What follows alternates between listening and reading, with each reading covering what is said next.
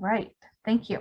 All right, welcome. And if you're just now hopping in, we're going to go ahead and get started. And as I just shared, it is totally okay if you have your camera off. All right, so hello and welcome. We today, as part of the Secondary ELA Summer of Writing Professional Learning Series, I have a special presentation for you all today with Dr. Justin Scholes, and he's going to be talking about empowering students through grammar instruction. So I will introduce you to him in a little bit after we just kind of do our opening activities. I am Lauren Spenceley, and I am the Secondary English Language Arts Specialist here at the Arizona Department of Education. And I am here for you all. My position here is that I support all 6th through 12th grade English language arts educators in Arizona. And I myself am a secondary English language arts educator. I've taught all grades 7 through 12. Most recently, before I started my position here, I was in Alhambra School District.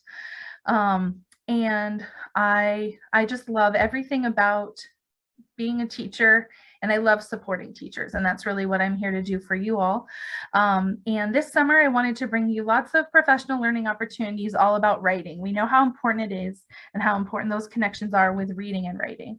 So thank you for being here today and for joining this summer.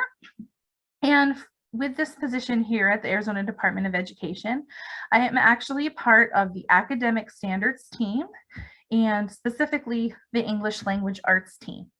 And our mission at ADE's English Language Arts team is to educate, empower, and elevate the expertise of educators and leaders in evidence-based literacy, pedagogy, and practices so that all students in Arizona can learn to read and write proficiently. And what that really means to me is that I am here for you all to give you the best evidence-based best practices and support and resources so that you can be the best you can be for your students. And I'm on a wonderful team that includes Dr. Amy Boza, our director, Sarah Bondi, our early literacy specialist, and Maggie Velasquez, who is our dyslexia and literacy intervention specialist. And we are all here for you to help you be the best that you can be. So I would love to see who I have here with me today, who we have here with us today. So in the chat, if you could please say hello by sharing your name, your role and grades you work with, the county you teach in, and a question of why did you decide to join this PD today?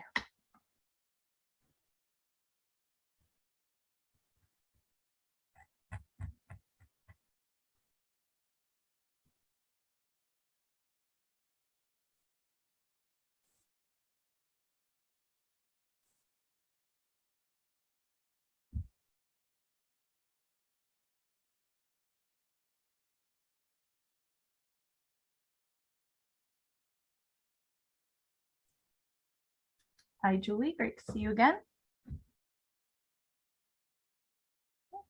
Hi, Kathleen, great to see you again too. Hi, Kim. Hi, Jeanette. Hi, Corin. Carmen. Okay, now it's going too fast for me to say hi to everyone. Hi, everyone. All right, the struggle teaching grammar is real. Thank you, Allie. Hi, Bryant, great to see you again. Hi, Aubrey. Wonderful, wonderful, Cynthia. Looking for best practices to integrate grammar instruction. Hi, Jamie. Hi, Amber, Kristen, Lori, and others too many. Hello, everyone. Welcome. Thank you for sharing. Great to see you all.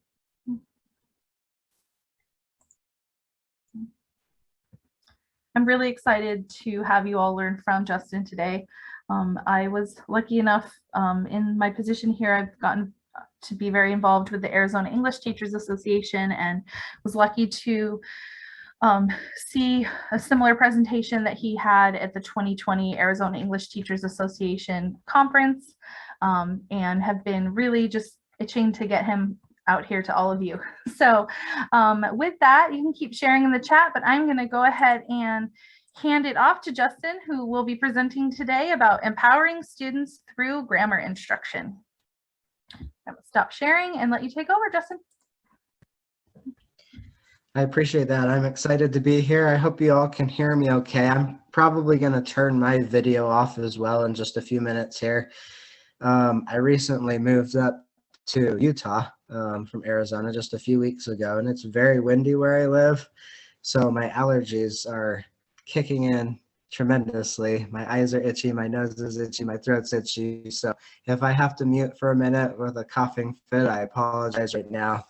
Um, Besides that, I'm very soft-spoken, so if at any point you can't hear me very well, I am not offended if you remind me in the chat, and Lauren, you can speak up if I don't notice it, but I use a microphone in my classroom so I can make sure my students in the back of the room can hear me just as well. So um, I'm excited to be here today. I'm a grammar geek. I love grammar. That wasn't always the case, but I grew to really love it, and I've really grown to love it as a teacher as well for the things that it can do for students and their writing.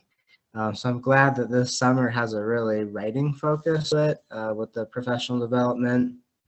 And my approach to grammar is very much tied to writing, and the research shows that that's the best way to integrate grammar, is to make sure that it's very tied to opportunities to practice it in writing. So I'm going to go ahead and stop my video, but then share my screen here.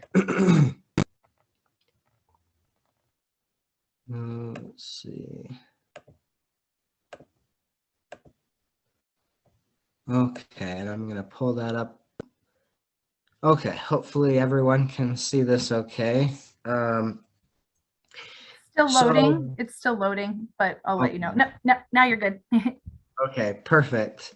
And I do call this empowering students through grammar instruction because, and most of my career has been at the middle school level, although I taught 10th grade this last year, and the things that I do with my middle school students actually worked really well with the high school students as well.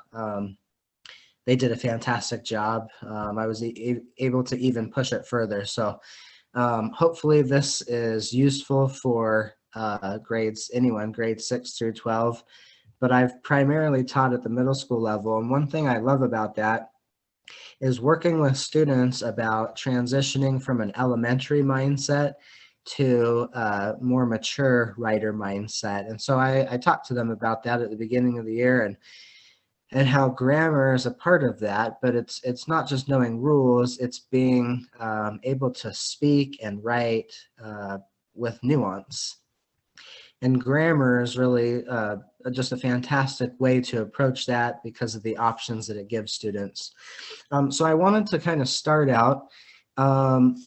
Feel free to share in the chat, that might be best because the number of people, but I would love to hear from you on any of these three questions. I got a sense of some of that when you wrote your introduction, but what thoughts and feelings arise when you think about grammar? What thoughts and feelings do others share when the topic of grammar comes up? You can think about your friends, coworkers, students, and so on. And then you can also respond to what thoughts and feelings arise when you think about teaching grammar. So I'll give you a moment to respond to that. I did see in the introductions there was some hesitancy maybe with teaching grammar, wanting to shore up or find new ways to approach it, but I'd love to just get some thoughts on this.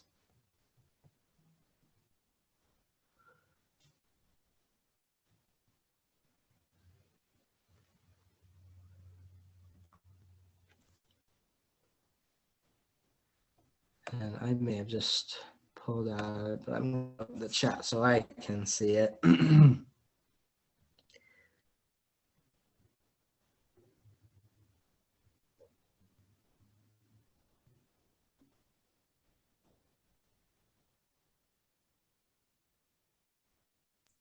I can also share with you some of what they're saying. Yikes, so many rules to teach. Parts of speech, phrases, sentences, syntax, diagramming sentences. Teachers are wary of grammar. I love grammar, but I'm unsure of how to teach it. A sterile bunch of rules. Thank you, Kevin. Students do not think that's important. They have become used to quick, simple statements. Teaching grammar is a way to empower students to control their language style. It's adding a discourse to their full and rich linguistic rep. I have a concern that grammar can be a bit dry for some students. I'd love to learn ways to make it more fun and more interesting for my sixth graders and help them understand its value. Corin said she doesn't feel that she has a systematic method to teach grammar. So I appreciate the comments I'm seeing. I've been reading through these as quickly as I can, following them as well. So I think there are a lot of common feelings about grammar when it comes to teaching. Let me make this bigger again. So my experience has been the same. The first few years of my teaching were very frustrating when it came to grammar. I was saying a lot of the same things that everyone was sharing, and I would hear this too with people, you know, my age, just talking to people. Anytime I found out I was an English teacher, it seems like they always said, I have to watch my language, or I have to watch my grammar around you. And so there's these feelings that come of struggle, shame, sometimes self-deprecation. And there were a few people that mentioned also that this is, or can be, such a complex topic that being the teacher, being the one who's, you know, supposed to know the answers, quote unquote, is a bit of a difficult position if you feel nervous yourself about the complexity of it. And so I went through all of that. I have experienced all of that. And, you know, after all these years and studying this, there's still things that I'm learning about grammar. You'll never learn everything. And really, you know, you get, I think, pretty good at the grade level that you teach. So when I slid from 7th grade down to 6th grade, that was a learning curve for me. I had to look at the standards, and there were 1 or 2 things where I said, oh my goodness, it's been a long time since I've taught that. I'm not even sure what all the rules are that surround that. And so there's always, it seems like, a learning curve. And then from there, the trick is finding out a good way to teach it right, which I'm noticing a lot of people mentioned that students zone out, or it seems very dull and boring. And I've got this graphic, it's not showing through, I think, so well, but when I think about grammar and teaching grammar now, these are the kinds of words that I think of. I think of it as play, it's fun, positive, powerful. I actually find it to be very liberating. I think that a lot of students find it to be liberating when they realize and recognize that they can do things. And you get to focus in on kind of one of the things we love about teaching English and writing, which is, you know, the beauty and art of the craft. And a lot of that comes from the way that you write things and the grammar that you choose to use. I'll just share some quotes. Grammar has been out of fashion in the United States of America for quite a while. There's a lot of reasons for that, but there are a few quotes I put here. There's some really well-known researchers who pretty much at one point said that teaching grammar is not even good for kids. It's not useful. It interferes with writing. I've kind of put the phrases there in red that stand out. And so there was a movement for a long time to distance teaching a formal grammar in any way.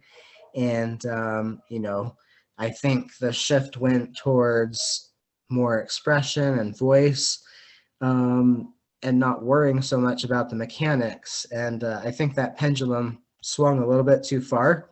From my research and what I studied with this. And so, in my opinion, and from what I've studied and seen, I think that grammar actually improves student voice when it's approached in a way that is teaching it as a set of choices and a way of adding nuance to your writing. I wanted to show you the other side of this. There are scholars that have kind of resisted the anti-grammar stance that a lot of researchers have taken. And this Connors piece, if you're interested and if you ever need to defend your grammar teaching practice, this Connors 2000 piece is a really good one. He goes through the history of grammar instruction and what actually works and why the United States moved away from it, but why that was not the greatest thing for students and teachers. And it's just a kind of these scholars say that a lot of teachers really don't like teaching it, or they struggle teaching it. And so it became very easy to say, well, it's not useful anyways, and students don't like it anyways, so maybe we can just skip over that portion. So I want to make a very important distinction, and this is something for everyone to kind of know. Traditional grammar instruction absolutely does not improve writing, but traditional grammar is a very narrow set of practices. So a lot of people kind of conflate traditional grammar with any kind of grammar. And so it's this thing, in my experience with different teachers that I've worked with, coworkers, it's a tough thing to touch, because you feel like no matter what you do, you might be doing something wrong. And of course, as teachers, we don't want to do anything that might not be useful or might not work for our kids. So it's just kind of this hard thing to touch. But here's what traditional grammar actually is. This is what doesn't work. And that is teaching the concepts explicitly, but in isolation from writing. And then there's a focus on testing students. So being able to know the terminology, being able to identify concepts in sentences, circling them, underlining them. And there's a huge focus on correcting error. And then when it's taught in isolation and students aren't given opportunities to practice it in writing, it's just expected that if we looked at semicolons, if we read the rules and you identified them in sentences, you should be able to use them in your writing, and that just doesn't happen. So this is, I think, the very narrow set of practices, and it's important to point out that that doesn't mean you can't use these practices. It means that you can't just use these practices. And so that has been very freeing for me in the last few years, to recognize that it's okay to do some of these things, but you don't just do these things. If you just do these things and expect their writing to improve, it's not going to happen. So we can do some of these things, but I have found that approaching grammar as a set of choices and having students consider those choices in writing has worked wonders in terms of being able to add to their voice, being able to add to their repertoire of writing. This always takes a lot of practice, and at the middle school level, which is the bulk of my experience, it takes time and students won't get it perfectly. But they do try, and most of the time they do an amazing job. It's very impressive. So I'm going to share with you kind of my lesson flow, the way that I approach grammar, and then we'll talk kind of at the end about how you choose what grammar you want to teach. But I'll give you some examples, and you're welcome to use anything here that sounds like it will work for you, but it's important to know after the number of different books that I've read, there's a lot of different ways to go about it. Each one is fantastic. I have some resources at the end I'll share with you. You could almost pick any one of the books and use it as your approach. Or you can do what I've done, which is you just kind of make your own, and as long as you're passionate and you make it fun for students and you give them a lot of practice in writing, it's set to work. It's set to help their writing. So I always like to start off my grammar lessons, and I do have grammar lessons that are explicit. I go in with a planned out, we're going to do this grammar concept today. But I always like to start with a combining activity, just to get our minds into how to form sentences and what that could look like. After that, I give instruction, and then we do a second combining activity, and I'll share some of those resources with you. You'll get to actually practice it. I call them silly sentences. It's a time where I really want students to practice the concept we're studying, but have fun with it, practice it in writing. They're laughing, they're giggling. It's the weirdest thing. I always feel like bringing in coworkers and saying, check this out, the kids are having a riot and it's grammar. And then the last part is always to connect it to other pieces of writing, whether you are starting a piece of writing or you're doing a piece of writing that bounces off of the lesson. And it works for all kinds of writing. You know, semicolons, they work in fictional writing as well as informational writing, argument writing. So that part is key. No matter what you're doing at the time, students are able to transfer what they're doing and practicing into a piece of writing, whether it's during the drafting phase or during revision. And a lot of that does happen during revision, actually. You ask students to go back and say, are you noticing a pattern in your writing? You know, as we're trying to shift you out of the elementary mindset and into a more mature writing set, do you notice you're using a lot of simple sentences, or maybe you use all compound sentences? And is there a chance for you to vary that up? So for the first combining activity, we're going to practice one right now. I usually make my own, and I try to make them fun or funny or edgy in some way. You can also use sentences from popular literature. So you can take a sentence out of Harry Potter, or you know, whatever is the current book that all the students are into, and you just break down those sentences into smaller, simple sentences and ask students to combine them and make it a contest to see who can get a match with the author's actual sentence. It's important to push students to come up with multiple ways they can combine the sentences, and that is key to this approach. It's not that you really teach that sentences, it's not that one sentence structure is better than another. They just do different things. They add different nuance. And so you're always asking students in combining to come up with different ways to say it and to investigate how it changes the meaning, how it shapes the meaning. And then just a note, you'll get a wide mix of combinations. So some of them may not be grammatically correct at all. Others might be using way more sophisticated structures than what you even plan on teaching that day. The neat thing is, at this point in the instruction, it's just all about trying and playing. And so you thank and praise everyone who shares. It's really not the goal to be perfect and correct at this stage. It's just thinking about how to shape sentences. So let's do this one right now. Let's go back into the chat. I have these 3 sentence pieces, and I would like you to play around with coming up with ways that you can combine those 3 sentences into a single sentence. And I encourage you to come up with multiple versions, combining those into a single sentence. So I'm going to pull it out so I can see here the chat again.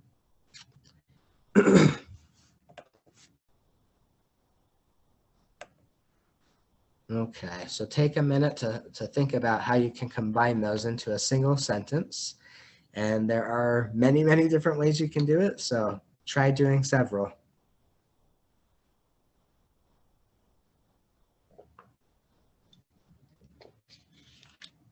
Someone asked, when I do this, have I given them conjunction lessons? The answer is no. By the time we get to compound sentences, they'll learn about conjunctions. But if this were the very first time I was doing it, you'll find that students intuitively are able to combine into different sentence structures. Like I said, they won't necessarily have everything grammatically correct, but they will come up with very many different neat ways that this can be combined, and the nuances and the meaning.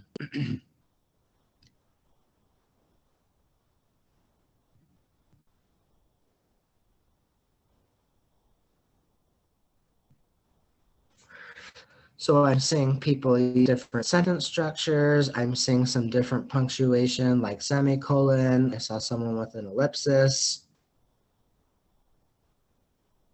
And I love this. This is one of my favorite parts, honestly, is just when, and students love it as well. They get very excited to share how many different ways they can come up with. And it really just gets our minds into the idea that we can shape how sentences sound.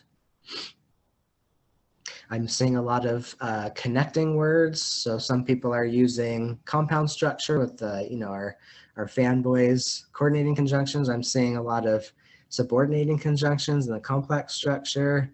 I see a therefore in one sentence. So you can all see, if you're tracking the chat, that there are so many ways the students can work with this, and depending on the age, they'll come up with some common ones. I'm going to put this up again.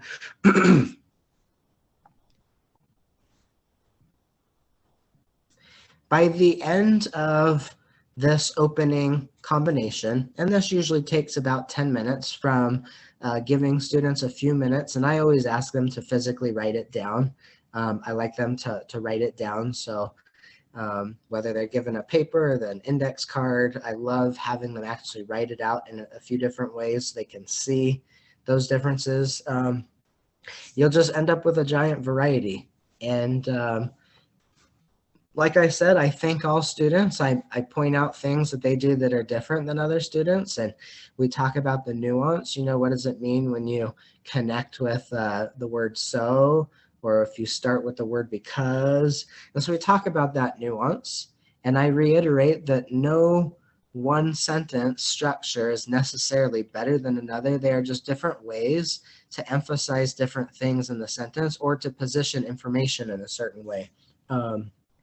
You know, with the word so, you get a little bit of, you get kind of the cause and effect. The same thing is similar with because, but here we have it starting at the beginning of the sentence, so it kind of sets up the sentence differently. Students do a lot of neat stuff. So down here at the bottom, you see that this uses sentence fragments. I was in so much trouble, right, with the period separating each word. So there's so many fun things you can do to just get students to expand the idea that they can do things with their writing. Like, look, you can write in many different ways. And then I pivot from there to the thing that I want to focus on for the day. So I might say today, we're going to focus on using dashes. And I might compliment some people and say, a few of you use dashes, so you're right on the same line with me, and you can help me teach this today. Those of you that didn't use a dash, that's fine. Your sentences were great as well, but I'd like us to learn more about the dash. And so I go then into the instruction portion, and that is a very explicit lesson. Now I want to reiterate, a lot of people will point at you and say, oh, that's traditional grammar. You can't just be teaching about this, you know, this thing. Well, how else are you supposed to teach it? There needs to be a time where students are looking at grammar explicitly. The important thing is that you don't end with that. It ties back to writing. So I do go through a lesson. I try to keep them as short as possible, and I am very open for questions. And I'll tell you, for those of you that are afraid of teaching grammar, this isn't going to assuage your fear at all, because students do ask a lot of questions, and they ask some amazing questions. And the more you teach it, the more you get comfortable with that. I will say there are times I've had to tell students, that is an excellent question, and I don't know. I would like to look into that and get back to you. You've asked an amazing question. And middle high school students are okay with that. It's okay to say you don't know every last thing. You know, the point is that you know how the structure works and you know how it can enhance writing. And so with some of those nuanced questions that students ask, you may have to say, I don't know about that. I'm going to look into it for you.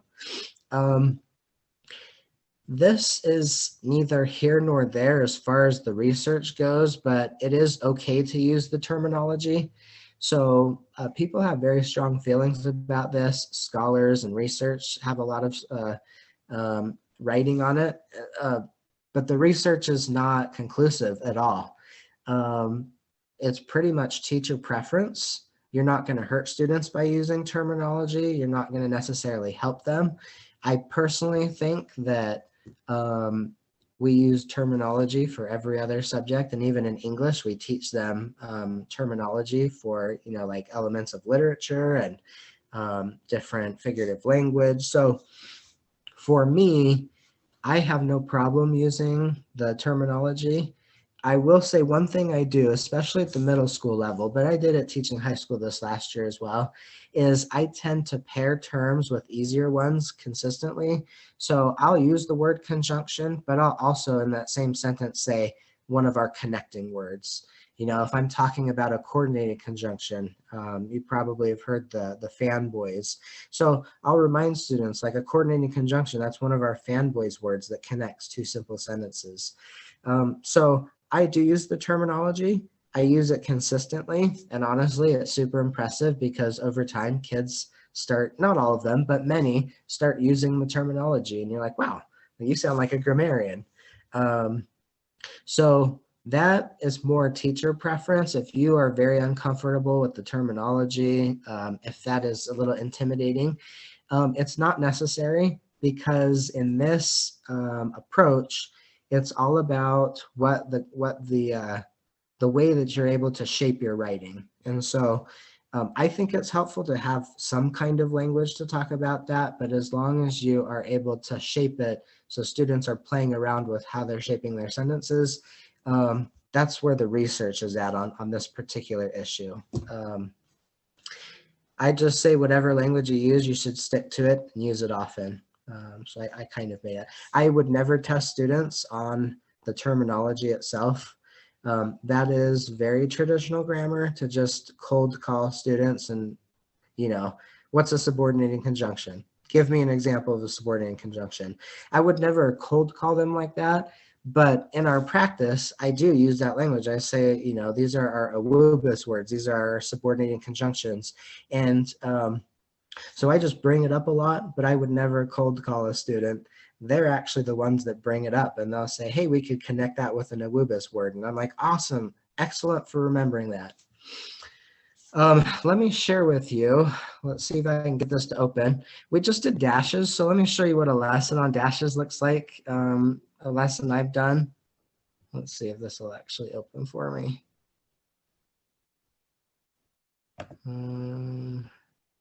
I think my computer is just a little slow. Sorry, when I moved, I had to give up my computer to the school district, of course, so I'm on my old Chromebook, which is heating up. So my lessons are not, well, I don't claim they're exemplary.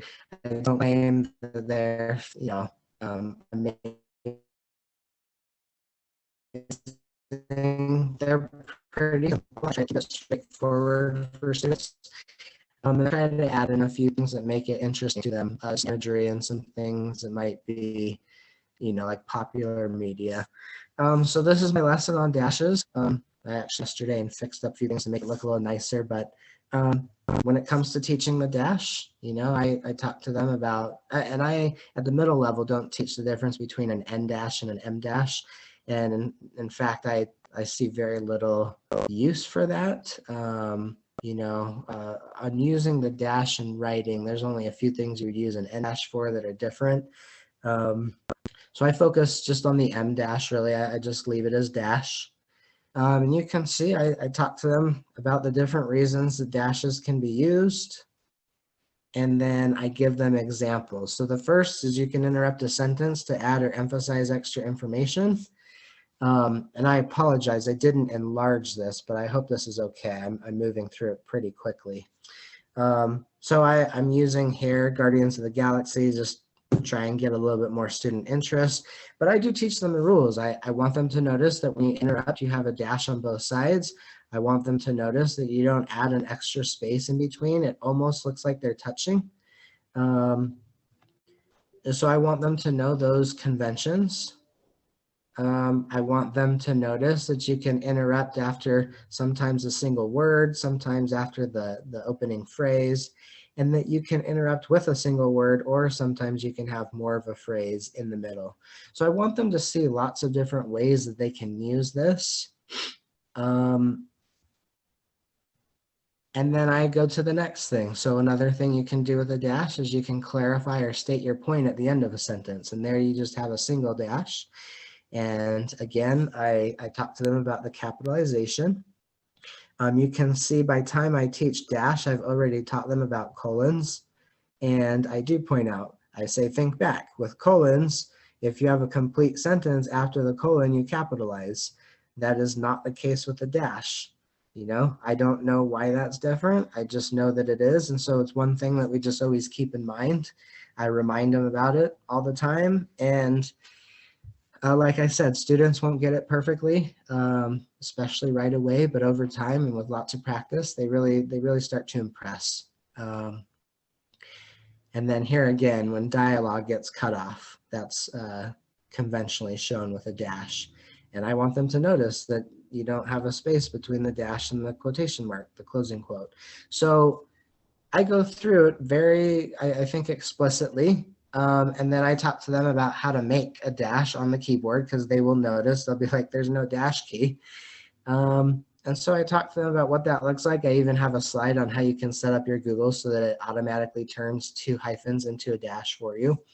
I love to give examples from books. You know, this is just another chance for them to see, hey, writers do use these. And so I try to find really fun examples from literature and give them opportunities to ask questions. So that's an example lesson about dashes. We're going to play with complex sentences. So I'm going to show you this lesson really quickly. Excuse me. By the time I teach complex sentences, I've already taught students about simple sentences, compound sentences, and also sentence fragments. I actually teach students how to use, I call them intentional fragments. It's when you use an incomplete sentence on purpose for effect. We talk about when that's appropriate. You know, it's not appropriate for some genres and some forms of writing, and it is appropriate for others like fiction and story writing. You'll be surprised, because I was surprised at how intuitive students are about that. They can list off when you shouldn't do something like an intentional fragment. You know, they'll say on a scholarship application, on a college application, when you email your teacher. So students are actually very intuitive about knowing when you're playing with something, when you can push the rules like an intentional fragment, and when you shouldn't do that because it's more formal. I usually have a review when I'm teaching sentences. I like to go back and remind them about the other kinds of sentences. And for sentence structure, for middle schoolers, I like to make sure they understand it's structure that we're talking about. So you can have a simple sentence about rocket science and you can have a complex sentence about dirt. It's not what you're talking about, it's how you're writing the sentence. And then I just review. We talk about subject and verb. That's something that I teach them from the get-go. That's how we're able to track structure. And so I'm moving through this quickly, but you can see I just go back through and remind them what a simple sentence looks like, what a compound sentence looks like, and then we're ready to talk about complex sentences. So you can see I use the language, subordinating conjunction. A WUBIS word is our nickname for it. I'm sure you've heard that acronym. I teach them where it can go. One place is it can go in the middle of 2 sentences, and I tell them straight up, you don't need a comma if that word is placed in the middle to connect the sentences. On the other, and here's an example. And then I talk to them about the other format. There's one more example. I talk to them about why it's complex, okay? It's complex because you can actually shift that subordinating conjunction to the beginning of a sentence, and when you do that, you have to have that comma. And that's what separates the 2 sentences there. So you can see I try not to get terribly technical. This feels technical enough for students in the middle grades, but they're able to follow. They ask a lot of great questions. We do a lot of examples. We talk about what that looks like. You know, I talk to them about what it would sound like if you just ended the sentence with the first part, right? If you say, after I finish my chores, and then never say anything after that. So I have a lot of fun with that. I come up with sentences, you know, after I finish my chores, and then I just walk away in the front of the classroom and they're like puzzled. And I'm like, yeah, it's weird, right? You don't just walk up to people and say a phrase like that and then walk away. And so you need a comma, and then you need to finish with the second sentence. So, you know, you can have a lot of fun with that. Here I have an example of what that looks like when it's at the beginning versus in the middle, with the comma, without the comma. And then just a note that there's lots of subordinating conjunctions. but I just kind of reiterate what those look like. And then we practice. I love to do this with the class. You know, we practice forming it together a few times. And again, students won't always get it perfectly, but most of them do. They'll practice using one of these words at the beginning of the sentence. They'll practice using one of them in the middle. And then we're ready for the next thing. I'm going to pause real quick and open up the chat because I haven't been following it. This is kind of my flow so far. We did an opening combination so we could get our brains into thinking about how we shape sentences. And then I give them the lesson. Any questions at this point? Someone asked, how much instruction time do you use and how much do you let them practice play? So you'll see the next portion is the bulk of the lesson. It just depends. It depends on the grammar concept and it depends on how many questions students ask. It's always my goal to hit about 10 minutes. But that doesn't always happen. I mean, as English teachers, we tend to be a little wordy. So sometimes I just keep expanding and I have to, you know, tell myself in front of the kids, I say, I need to shut up now and let you guys practice this. Because I'm a geek about it and I could talk about it forever. I love it. And I think that, you know, the students will feed off that. So if we're approaching grammar and we're like, we have to do a grammar lesson today, we have to learn this because this is your grade level. I think that approach is going to guarantee that everyone hates grammar or is not going to have fun in your lesson. If you're passionate, if you're like, I love what I can do with my writing because of this, you know, if you share that students are going to unlock choices and how to shape things, they really run with it. So let me move on to the next portion then. I'm not going to enlarge this because I'm going to be clicking on another sheet in just a moment. So this is my, I guess, where everything leads to get a lot of practice from students is a second combining activity. I call it a silly sentence combining activity. It's designed for play. It's 100% designed for students to play with what we just learned. I give them a scenario. I give them sentence pieces that they can purposely mismatch so that it sounds funny. So let me just share a couple things. I already shared this. They do laugh a lot. I love this. Like I said, I always want to bring a coworker and say, can you believe these kids are like laughing right now because they're playing with grammar? They are writing enough sentences that they're getting the practice in. And just another note that they'll make mistakes, but this is a good time for me to go around the room and actually talk to students and say, hey, I really like that. Let's remember to put a comma in here because you started with an awubis word.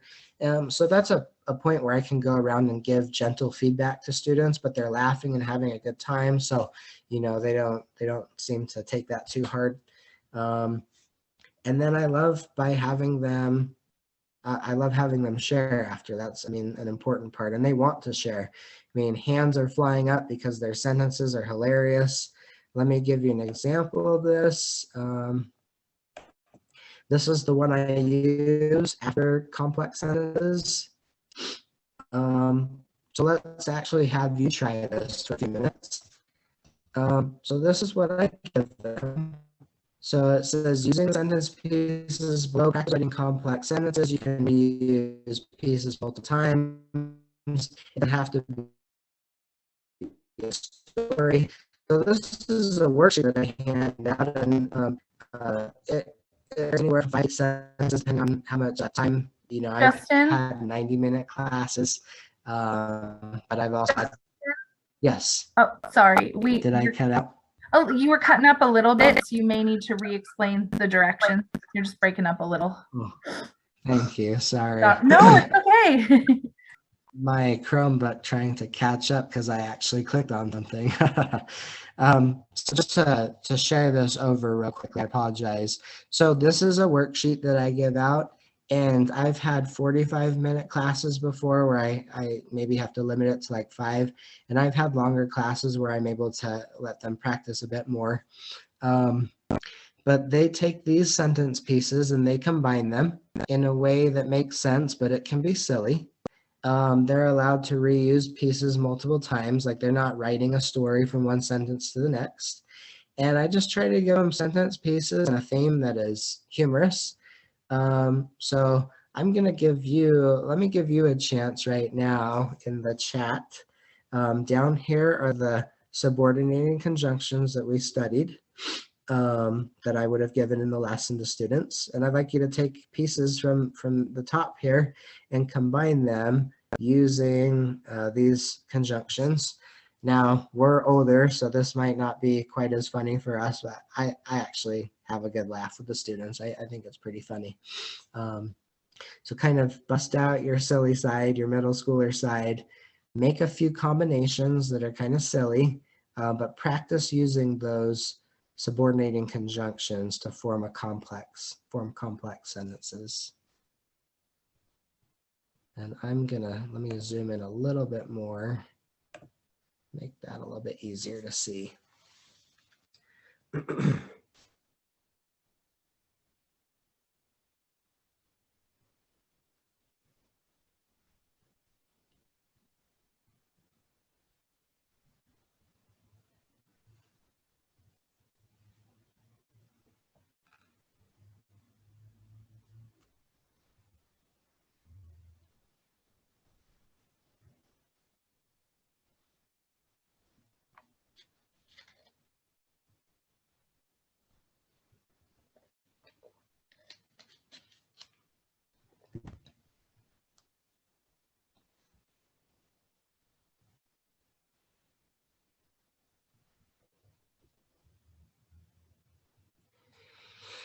For the sake of time, I'm just going to ask you to wrap it up in the next 30 seconds. I'm actually going to share for a quick second, just so I can see what some people wrote there in the chat. I know I just took away the pieces from you, so you can't see it. I apologize. So I'm seeing a lot of great, complex sentences. And like I said, the kids are usually very eager to share. They're giggling. I allow them to work with each other. I allow them to talk to each other while they're forming these sentences. I want them to laugh. I want them to try and come up with what they can. And as they share, I compliment them. I say that's a great way to start your sentence with while or because. And so I try to reiterate what we were studying that way. And it's just a really good time. You get to come up with whatever theme you want. So I have one that's like a beach theme, and there's just funny things about that could happen at the beach. I have one that's school setting, the kindergartners writing, and there's just sentence pieces that, kids would find funny. The principal, spraying graffiti on the lockers. And I just come up with basically funny, silly things that students would get a kick out of. But they're practicing grammar. They're practicing the structure that I want them to practice. And we have a great time. This is probably the #1 feedback about grammar that I get from students is they tell me, they love the silly sentence combinations. They come to live for it really when it comes to grammar. Even the students that, tend to hesitate about English, they really get sucked into this because it's just so silly and they're having a fun time. And really what they're doing is they're practicing grammar. So I love it. I'm going to come back to this screen and I'm going to try and kind of wrap up now because I know our time is just out and I would love to address some questions if there are any. The final thing to do is to have it flow into an actual piece of writing. So up to this point, we've done a lot of play, we've done a lot of practice, but we still haven't ventured into transferring what we've learned into other pieces of writing. I would say this is the ultimate and core goal, of course, is that not only are students playing with these things, but then they are seeing that they can play with them in actual pieces of writing. It could be creative, it could be argument, informational, doesn't matter. Almost every piece of grammar transfers into most kind of writing. I think the exception is intentional fragments is the one thing you probably don't want to use in formal writing, but everything else fits in with all kinds of writing. And so I will often have students pull out the piece of writing that we're working on. If we're not in the middle of a piece of writing, I'll give them a prompt for the day and I'll say, you know, I'd like you to argue about this topic. And in there, I would like you to practice using complex sentence structure. And we'll have the Awubis words up on the whiteboard. I always make a poster to put up in the board because you always want to have reminders around.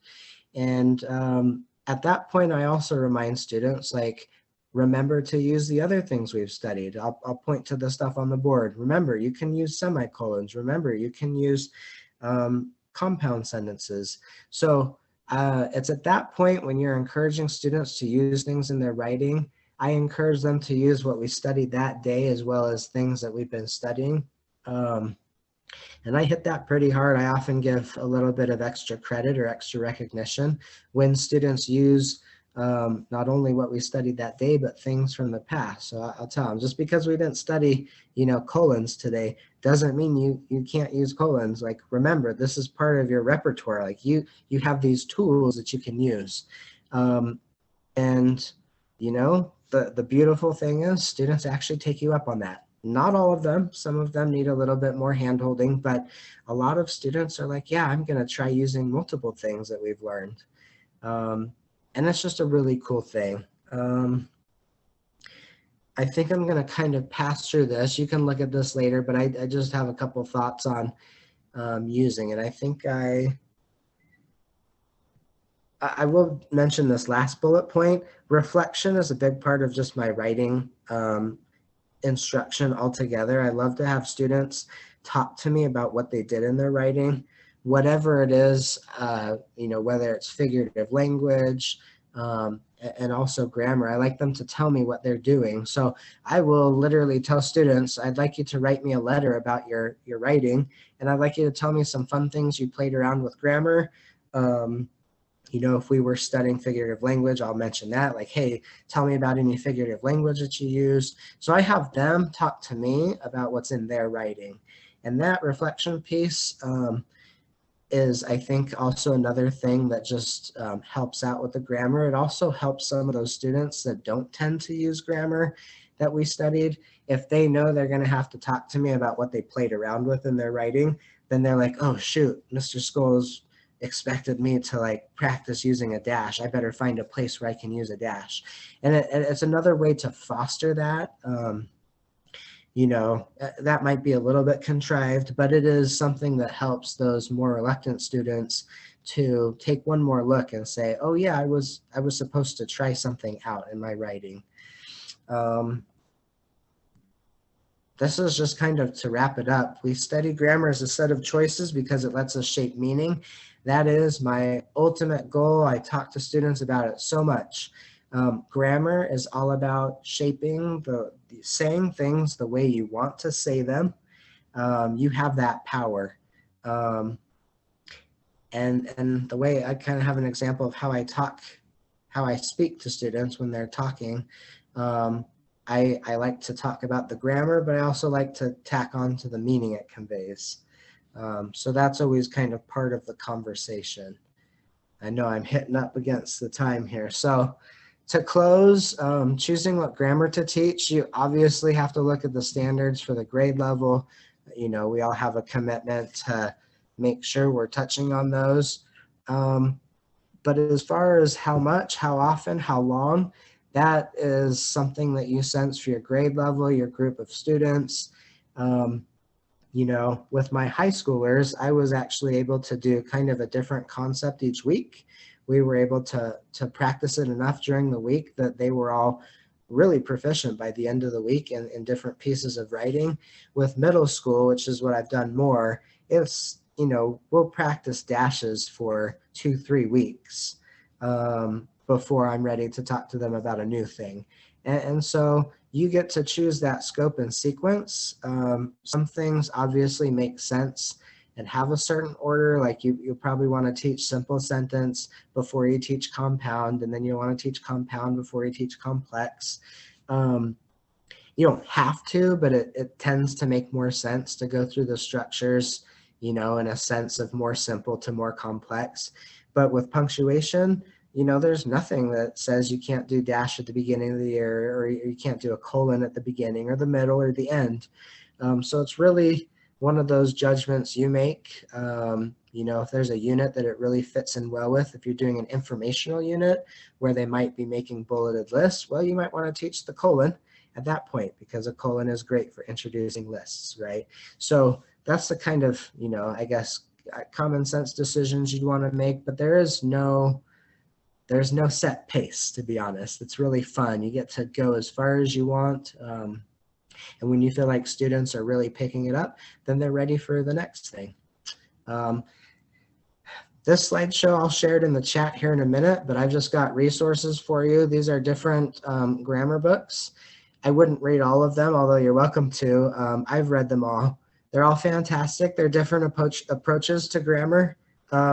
If you are worried about your own knowledge, my #1 suggestion would be this book right here, The Grammar Plan Book by Constance Weaver. It's fairly old now, 2007, but it breaks down kind of the most common grammar pieces.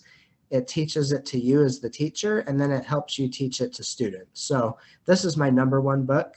The rest of these are all fantastic. They're just different ways that you can go about it. Like I said, you could pick almost any one, and it will have an approach that's really fun, really good for students, and that digs in. But that key, I'm going to stop the share, and I'm going to risk turning my video back on so you can see me. And hopefully this doesn't freeze. The approach really is just to make sure that language and shaping writing is a part of the conversation all year long. And that's the way I approach it. I teach the rules, but I'm not overly concerned with the rules. I'm not emphasizing the rules as much as I'm emphasizing how can you say this in a more mature, nuanced way. Look at your writing. Do you have a lot of simple sentences? Do you use the same coordinating conjunction every time? Is it every other sentence has the word and so I just talked to him about how could you shape that differently. Look at the posters on the wall, pick one of those things and play with it. See if that makes your writing a little bit more interesting for the reader. So I'm going to stop talking now. That's kind of the gist of the approach. My contact information is on the very last slide, which let me just share this in I think that should give you my slideshow. And if you like those silly sending activities, I have a bunch of them. Be happy to share more of them with you for different that I use. But personally, I encourage you to come up with your own, because you can do whatever theme you have fun with. So if it's silly and you're passionate about it, the kids are gonna love it.